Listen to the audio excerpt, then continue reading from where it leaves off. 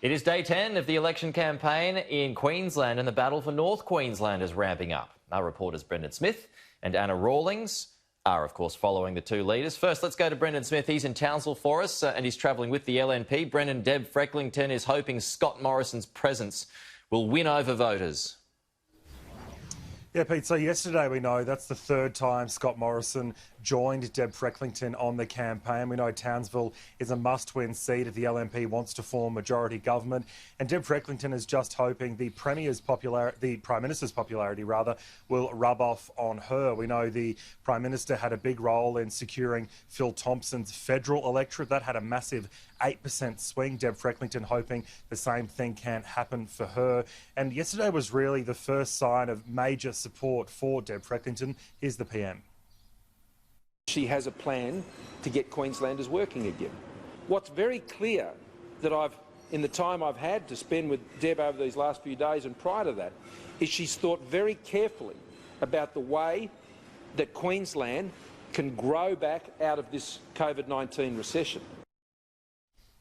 Now, we know the Palaszczuk government has been extremely critical of Scott Morrison being in the Sunshine State. The Premier saying that she doesn't need someone to come and hold her hand during an election, so why should Deb Frecklington? Well, Scott Morrison has fired back with a little dig at the Health Minister as well.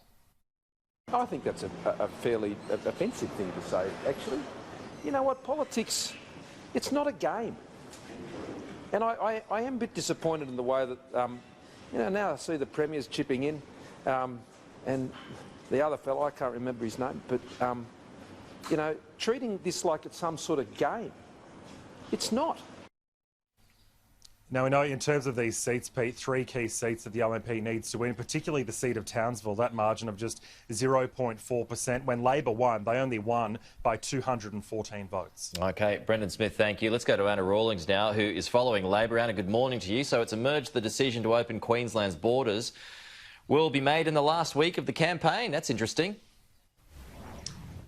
That's right, Pete. Well, the borders to New South Wales, allowing all of Sydney-siders through, was due to open on November 1. Previously, after a bit of an outbreak there, the Queensland government said that it would make, or that would be happening on November 1, and they set a 48-hour deadline for authorities to effectively contact trace after that. But now the Queensland government says that it will be making that decision in the last week of the election campaign, which is just before that November 1 deadline. Of course, Queensland currently experiencing its own COVID-19 scare after a Townsville woman who travelled through Cairns and Brisbane, then to Victoria, tested positive to COVID-19 down in the southern states. So close contacts of her are currently in isolation as contact tracers work to figure out exactly where she's been. But of course, the borders have continued to be a contentious issue during Annastacia Palaszczuk's election campaign.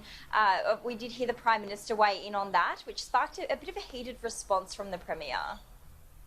Yes, the border for a time has been able to afford some protection, particularly from Victoria. But it does come at a cost. I mean, you can't pretend that as well. It was the Prime Minister and Deb Frecklington that called for the border to be open in Queensland, and Deb Frecklington 64 times, when it was not safe to do so. The federal government has never sought to say to the Queensland government that they should take their border down. We've never actually said that.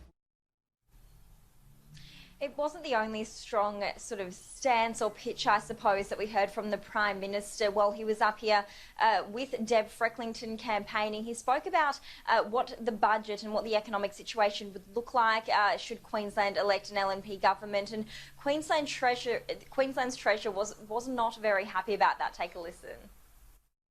What we saw was Deb Frecklington and the LNP outsource their headlong rush to surplus to the Prime Minister. Well, I'd remind the Prime Minister, respectfully, that we delivered 5 budget surpluses in a row. 5 budget surpluses in a row. It would appear the back-in-black mugs are now being wrapped in bubble wrap, put in a box. They're not going to be open federally until 2030.